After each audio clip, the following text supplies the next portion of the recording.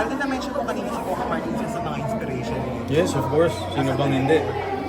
Yes. Kasi si Alden meron siya pinapauso ngayon na no script sa mga artista. Oh, Pwede ka pa pumasa doon? para hindi ko pa kasi kaya. I mean, ako naniniwala kasi ako, the reason why si Boss Coco natin is nagagawa yung no script sa mga eksena. Yung pulso niya sa director kasi it's acquired experience and knowledge.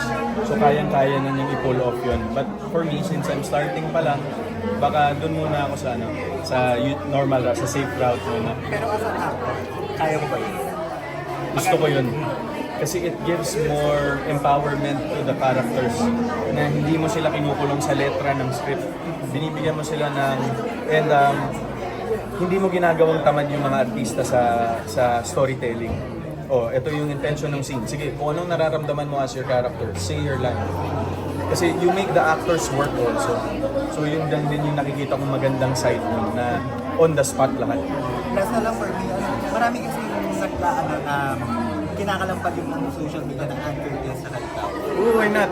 Actually, We have a project sa pipeline, but I think she has to finish hers first, and I also have other things committed already prior to that concept.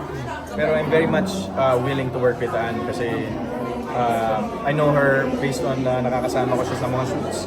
Mabait na tao, and feeling ko magaan din katrabaho. Alden, medyo ano ko na sa directing. Paano kaya yung mga... Maganda ba movie? Up next, we have Nurse Alma of GMA Entertainment.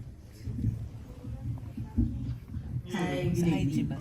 Siguro, first, maganda yung movie. I love the twist. Ayun. Hindi mamatay na. So, siguro sa twist na lang, no, for Joyce.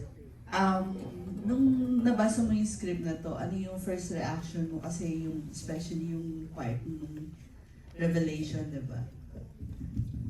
Personally, nagulat po ako talaga. Kasi nung nagsa-script reading kami, ine-enjoy ko lang yung dynamics namin tatlo.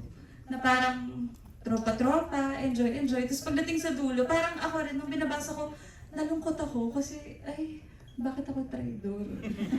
Hindi ko matanggap. Sana si Tolitz na lang.